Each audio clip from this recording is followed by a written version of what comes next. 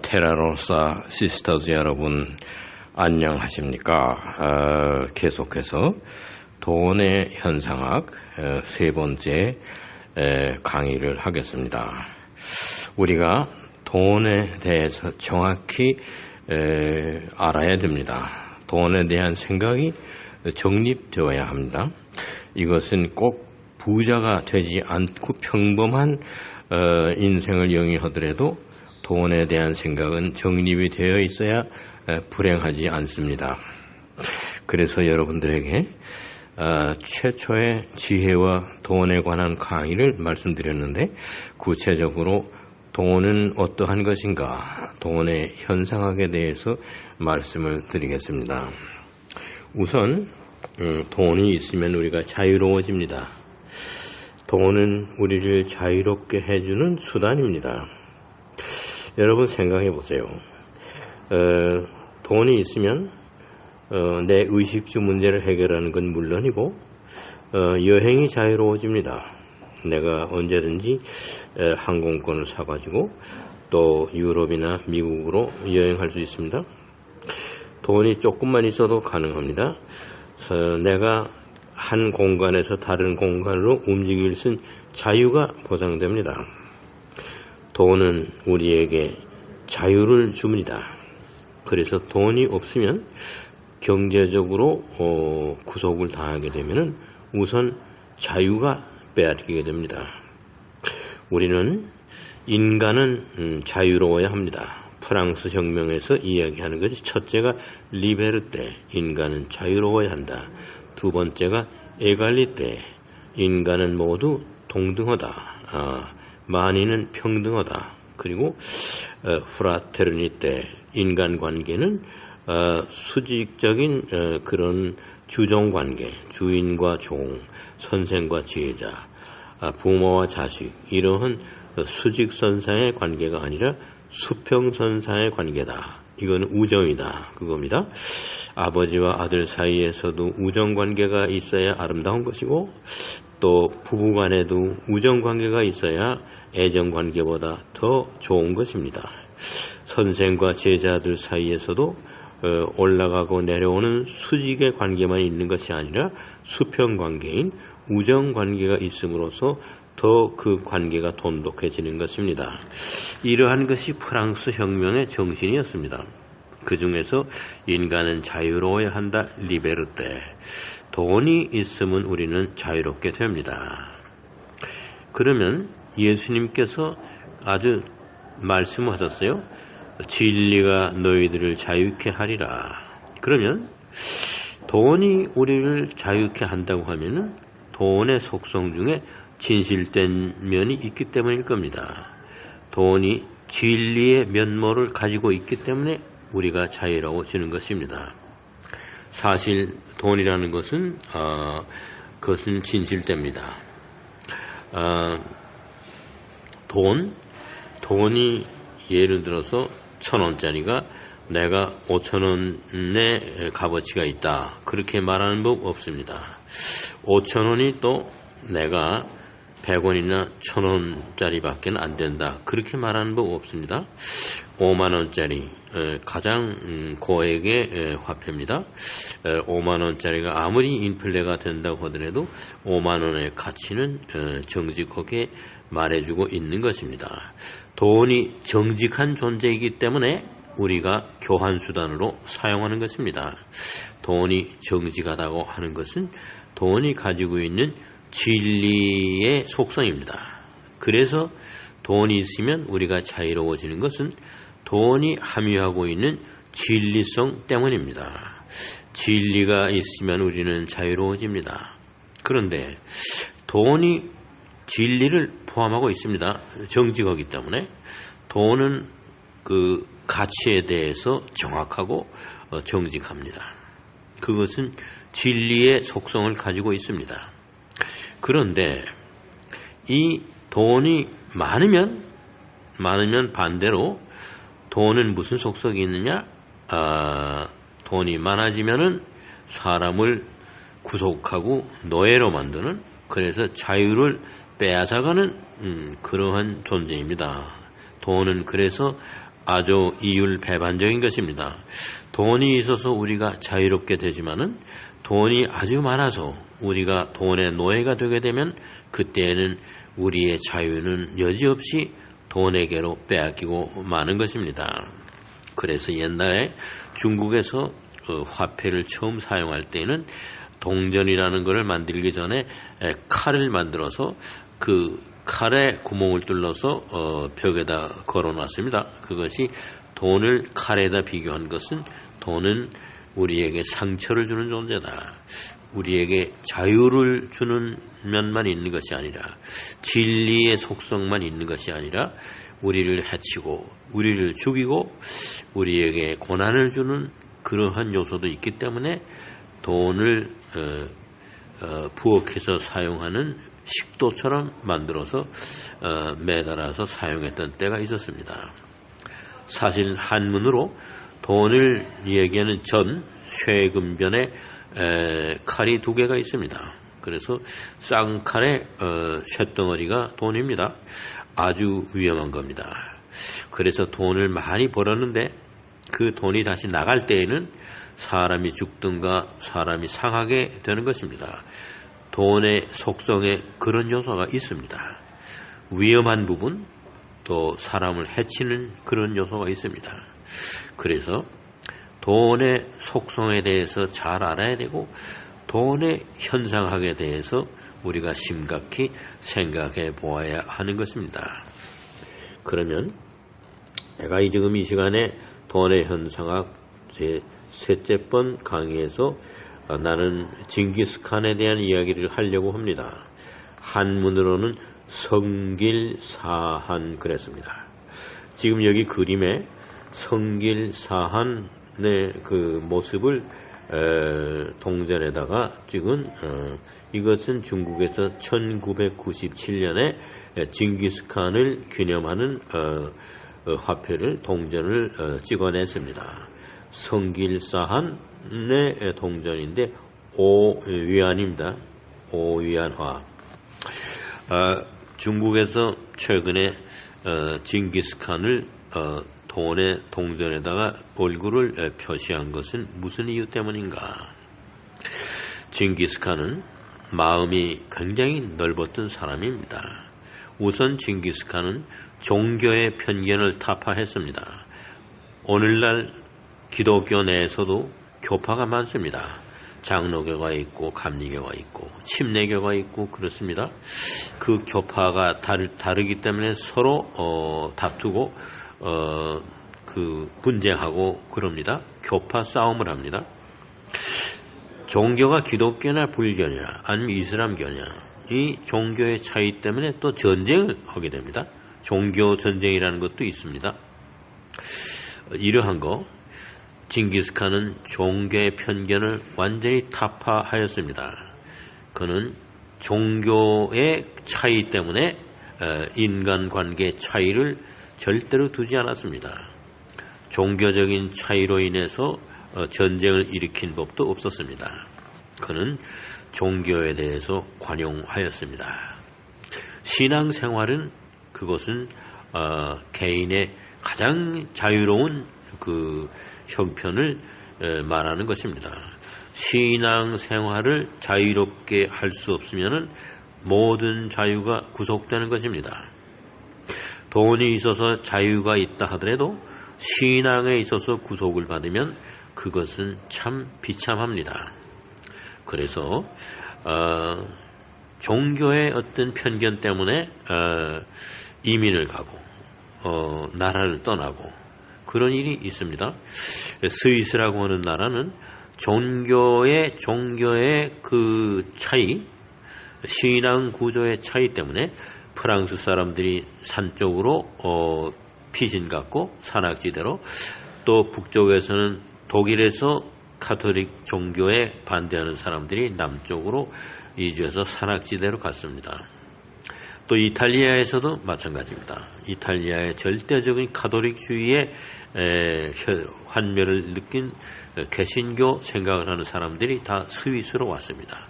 그래서 스위스의 산악지대에 프랑스 말을 사용하는 민족, 또 이태리어를 사용하는 민족, 독일어를 사용하는 민족이 옛날부터 모여서 살았습니다. 그것은 신앙에 대한 자유를 찾아서 알프스의 산악지대로 모여서 스위스라고 하는 나라를 건립하게 된 것입니다. 스위스는 중립국으로 유명합니다. 정치적인 중립보다도 신앙 세계에 있어서의 중립을 선언했던 나라입니다. 우리는 믿음과 신앙, 확신 이런 거에 대해서 자유로운 나라다 그런 것입니다. 징기스칸이 바로 그렇게 생각했습니다. 그때가 우리 서력 기원으로 12세기입니다. 1140 몇 년 이런 때입니다. 이런 때 징기스칸은 종교에 대한 편견을 타파하였습니다. 그리고는 주리어스 시자가 통일했던 로마 판도의 2배나 되는 넓은 지역을 점령하였습니다. 알렉산더 대왕이 차지했던 그 지역에는 4배나 되는 그 광활한 지역을 소위 유라시아 대륙, 그러니까 아시아와 유럽 전체를 차지하는 아주 광활한 영토를 가지고 있었던 징기스칸입니다. 그 징기스칸의 마음이 그렇게 넓었습니다. 마음이 넓은 사람이라야 땅을 넓게 가질 수가 있는 것입니다. 마음이 온유한 자는 땅을 기업으로 받는다. 예수님의 가르침 속에 있습니다.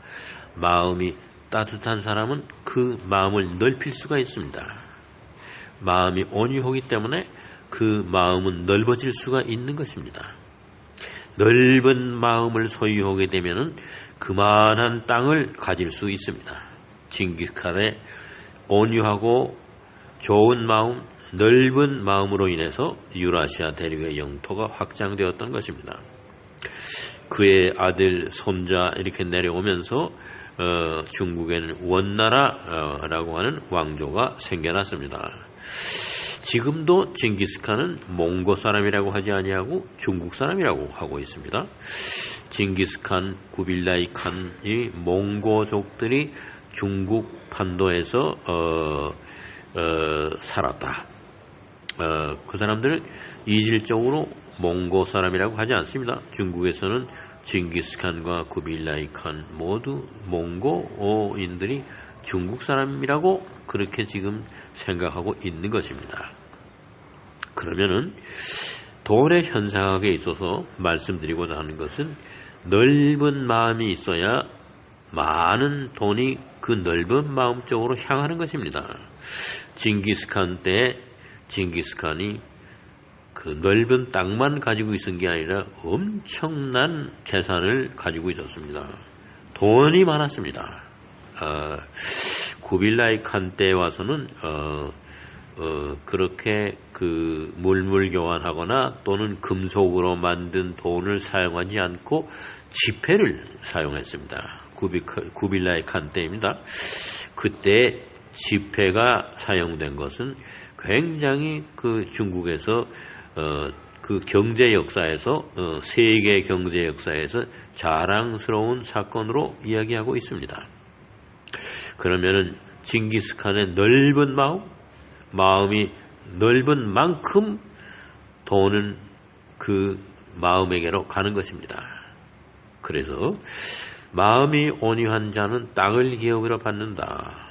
그 땅이 돈입니다. 땅이 부동산입니다. 땅을 많이 가지고 있으면 그만큼 많은 돈을 가지고 있는 것이나 마찬가지입니다. 그러면 돈의 현상은 무엇이냐? 어떤 인간에게로 큰 돈과 많은 돈이 가느냐, 나타나느냐, 어떤 사람에게 큰 돈이 나타나느냐, 마음이 넓은 사람에게 큰 돈은 나타납니다. 그리로 큰 돈은 넓은 마음을 가진 사람에게로 가는 것입니다. 그래서 지금 가장 부자고 가장 많은 돈을 소유했던 사람은 역사에서 징기스칸이었습니다.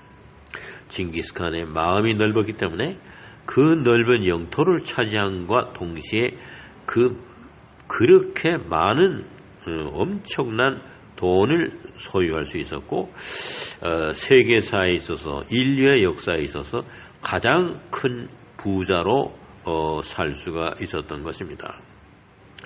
징기스칸은 그래도 그 많은 돈을 가지고 돈을 숭배하거나 돈을 우상화하지 않았습니다. 징기스칸의 그 인간으로서의 크기가 인간성의 크기가 마음이 얼마나 넓었느냐 하는 것은 그가 차지했던 영토를 보면 알고, 그 넓은 영토와 함께 엄청난 부를 축적하고 많은 돈을 가지고 있었던 사람이지만 절대로 돈을 우상화하고 돈을 신격화하지 않았습니다. 그는 돈의 노예가 되지 않았기 때문에 그는 건강한 모습으로 돈으로부터 침해를 당하지 않고 돈을 가지고 있을 수가 있었습니다. 돈의 노예가 되면은 돈에 의해서 큰 피해를 입고 상처를 받게 되고 어느 때는 목숨까지 잃게 되는 것입니다. 그것은 돈에 대해서 그 주인 역할을 하지 않고 돈의 노예가 되기 때문입니다. 거듭 말씀드립니다. 돈이 있으면 우리가 자유로워지는 이유는 돈이 함유하고 있는 진리성 때문입니다. 돈은 정직하고 진실됩니다. 그렇기 때문에 돈을 가지고 있는 사람은 자유를 얻을 수 있습니다. 예수님의 말씀에 진리가 너희들 자유케 하리라. 돈이 가지고 있는 진리의 그 속성 때문에 돈이 우리를 자유케 하는 것입니다. 그러나 돈은 진리만을 가지고 있지 않습니다. 돈은 엄청나게 무서운 힘을 가지고 있습니다. 금력이라고 하는 것입니다. 어느 의미로는 권력보다도 무서운 큰 힘입니다. 금력, 이것은 굉장한 것입니다. 이러한 금력에 대한 것도 알았던 징기스칸이 돈의 노예가 되지 않았습니다. 징기스칸은 돈을 올바른 데 사용할 줄 알았습니다. 징기스칸은 돈에 대해서 형이상학적 가치관을 가지고 있었지만은 돈의 가치보다는 위에 있는 더 높은 차원의 형이상학의 세계에 존재하였습니다. 그래서 징기스칸이 위대한 사람이었던 것입니다. 우리는 지금까지 부호, 아주 돈을 많이 가지고 있었던 사람은 로마 시대 때의 부호들입니다. 그들은 폼페이와 헤르쿨레아눔의 별장들을 가지고 있었습니다. 그 폼페이와 헤르쿨레아눔은 완전히 베수부스 화산이 분출하면서 완전히 그 용암과 화산재로 인해서 멸망하였습니다. 그런데 그때의 생활상을 우리가 보면은 로마 시대 때의 부호들이 돈의 노예 생활을 하였습니다. 돈의 노예 생활을 하는 것은 무엇인가? 스스로의 도덕률과 그 형이상학적인 가치관의 고삐가 풀리는 것입니다. 야생마처럼 돼가지고 그렇게 되면은 돈이 그런 인간을 고삐를 풀어서는 노예로 하는 것은 제일 먼저 섹스에 대한 타락을 야기시킵니다. 돈이 하는 것입니다. 돈이 많아지면은 자유로워집니다. 그 자유로워지는 것이 섹스 행위에 의해서 무제한 자유로워진다, 이런 겁니다. 도덕률도 없어지고 가치관이 전복됩니다. 높은 형이상학적인 가치관이 갑자기 형이하학적인 가치관으로 전락됩니다. 그것이 돈이 많은 부자들이 타락하는 길을 가게 되는 것입니다. 징기스칸이 그렇게 많은 돈을 가지고 있어도 타락했다는 이야기가 없는 것은 돈에 대한 주인의 역할을 죽는 날까지 감당할 수 있었기 때문입니다. 그는 돈을 사용할 줄 알고 돈을 자기 밑에 두고 돈을 운영할 수 있는 지혜를 가졌던 사람입니다. 우리가 징기스칸만큼 마음이 넓게 그렇게 생활할 수는 있습니다. 그러나 넓은 마음을 가지고 있어서 많은 돈이 이 넓은 마음을 가진 사람에게로 왔을 때 징기스칸처럼 돈의 주인 역할을 하고 돈을 운영하고 돈을 자기 아래에 두는 그러한 생활관, 이것이 쉽지가 않습니다. 돈을 숭배하게 되고 돈의 금력을 절대화하게 되고 돈이 가지고 있는 금력으로 이 세상에 못할 것이 없다. 무엇이든지 돈으로 다 가능하다. 이렇게 해서 윤리적인 타락이 제일 먼저 생겨나는 것입니다. 이렇게 되면은 돈이 시키는 대로만 해야 됩니다. 돈의 노예가 되는 것입니다. 이러한 아주 큰 마음을 가지고 큰 영토를 차지했던 징기스칸이 엄청난 돈이 자기에게로 왔을 때 그 현상을 극복할 수 있고 그보다 더 높은 형이상학적인 가치관을 가지고 그 많은 돈을 관리할 수 있고 좋은 쪽에 돈을 사용할 수가 있었습니다. 우리가 마음을 크게 먹을수록 많은 돈이 우리에게로 나타나게 됩니다. 돈의 현상은 그런 것입니다. 인간의 마음의 넓이만큼 많은 돈이 그 사람에게로 가는 것입니다. 마음이 넓어야 큰 돈이 가는 겁니다. 좁은 마음을 가진 사람에게는 절대로 큰 돈이 가지 않습니다. 돈의 현상학은 우리들의 마음의 세계와 직결되어 있습니다. 마음을 얼마나 크게 먹느냐, 그리고 마음의 결정이 항상 돈보다 높은 형이상학적인 가치관을 추구할 때 그 돈은 우리에게 좋은 역할만 하고 우리를 해치거나 우리를 떠나지 않고 우리 곁에 머물러 있을 수가 있는 것입니다. 돈의 현상학 세 번째 강의에서 우리는 돈의 주인이 되어야 하는 것입니다. 돈이 많아서 그 돈의 위력에, 금력의 노예가 되어서는 안 되는 것입니다. 돈의 현상학 세 번째 강의를 마칩니다. 감사합니다.